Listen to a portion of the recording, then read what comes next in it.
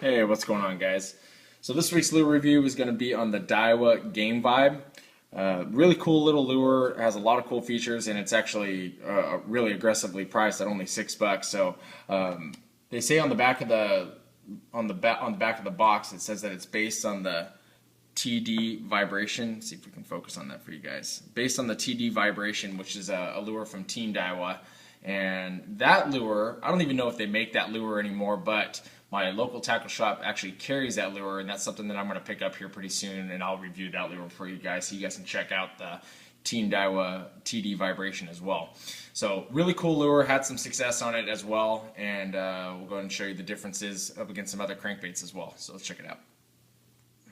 Alright, so the Game Vibe, it comes in two different sizes. You have a GV6 and a GV7. The GV6 has a length of 2 3/8 inches, a weight of 5/16 of an ounce, variable depth, sinking lure.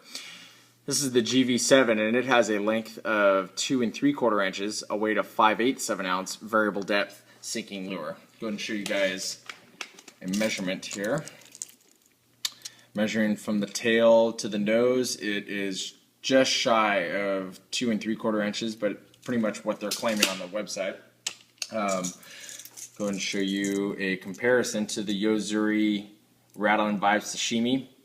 One of the things that I noticed about the Game Vibe is just the overall size. Now, it has some heft to it at 5/8 of an ounce. That's kind of what you would expect out of the larger crankbait in the series. You would expect it to be about 5/8 to 3/4 of an ounce.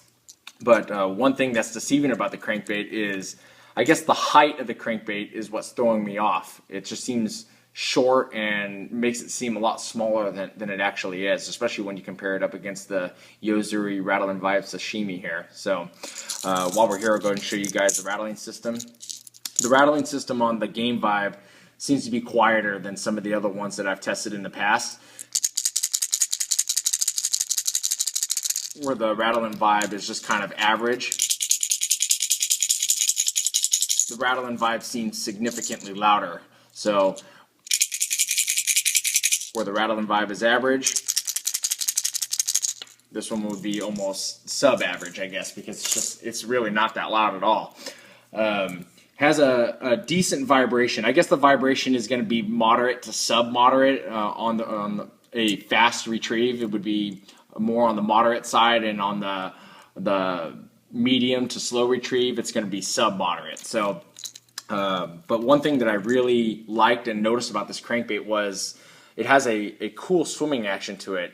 Lipless crankbaits, I don't really talk about swimming actions a lot because they're more just a rocking kind of wobbling action to them. There's not a lot of swimming going on to this crankbait, but that's not what you're trying to exploit about the crankbaits normally in a lipless crankbait. Normally what you're exploiting in a lipless crankbait is the rattling and the vibration. So what this lacks in a vibration, it actually makes up for in a really cool swimming action.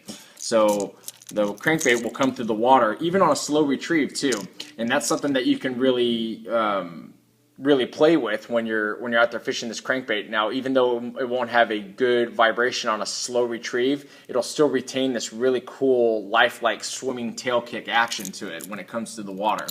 So that's something that you almost find in a regular traditional crankbait that actually has a bill, is something that has a tail kick to it, and this was something that had that. So it's really cool, and something that I haven't noticed in a lot of other crankbaits that I've tested. So it actually has a really good stabilized flight to it on a cast. Again, lipless crankbaits, they all cast well. They all cast way out there. So we're splitting hairs when we talk about which ones cast better than others, because lipless crankbaits, they all pretty much cast really good. This one actually has a really stable flight to it. Reminds me of the Jackall TN.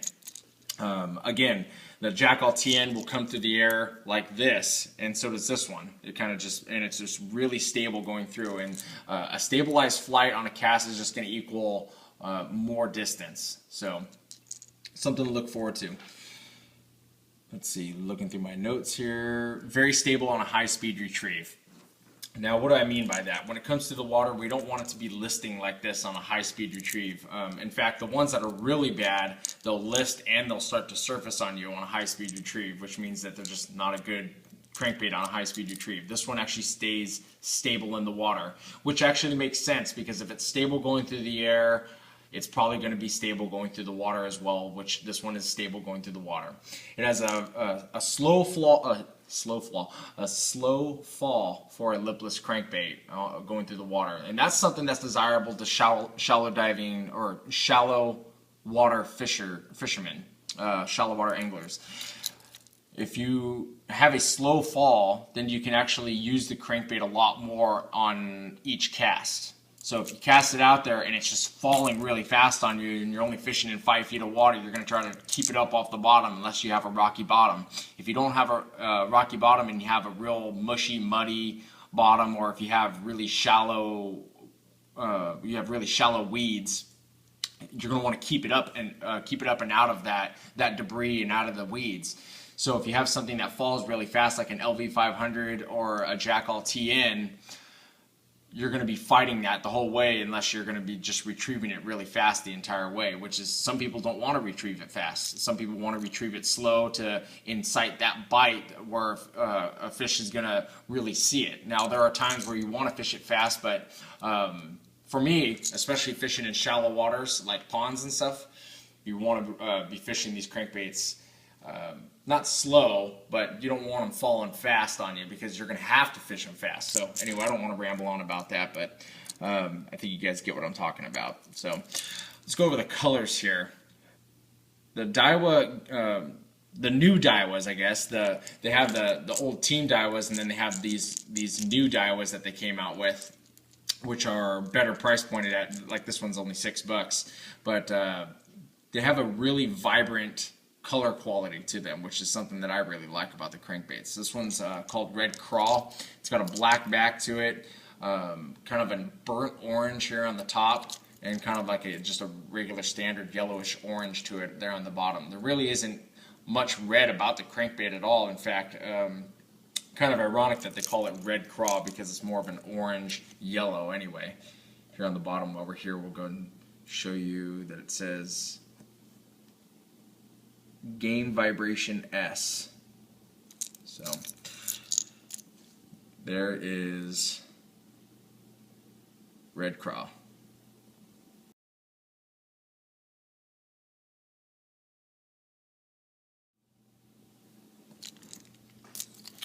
And this one is called Ghost Olive. This one has a black back, and it's got that IU spot to it where it has that really bright chartreuse dot there, kind of an olive top to it, and a kind of like a pearl silver belly. Again, it says Game Vibration S there again. This one's called Ghost Olive, and it's kind of funny because there really isn't anything ghost about it. Ghost in the lure industry generally means that it's transparent, or you can see through it. And as you can see, this one's an opaque color, so you can't really see through it at all. So the fact that they call it Ghost Olive is kind of funny. It should have been more like Olive IU or something like that, I guess. But I guess just because I find it misleading. So there's Ghost Olive.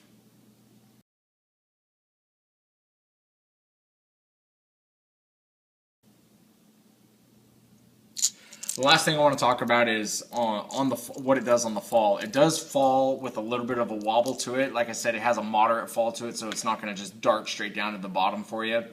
It does have a slower, moderate fall to it, but it does have a little bit of a wiggle on it. So for those of you that like to really show off that fall, for those of you that like to pop it off the bottom and then just kind of let the fall catch the fish instead of just reeling it through the beds or reeling it through the grass to let them catch the fish, this one should do that really well. So overall, I was impressed by this crankbait. I did catch some fish on it too, so that was nice. Nothing to really brag about. I did get them on video, but I'm not going to show them to you just because they were just small fish. So, but I did well with it. I thought it was a really cool crankbait. It was. I'm really happy when I find these crankbaits that are inexpensive and they perform really well, or as well as the $15, $16, $17 crankbaits that are out there. So the Daiwa Game Vibe, I really liked it. Check it out if you guys get the opportunity, because I think you guys will be impressed with it as well. If you guys like the video, hit the like button down there in the lower left corner. I really appreciate that. And stay tuned for the next review. It should be on the Rapala rattle and rap next. So stay tuned. Thanks a lot.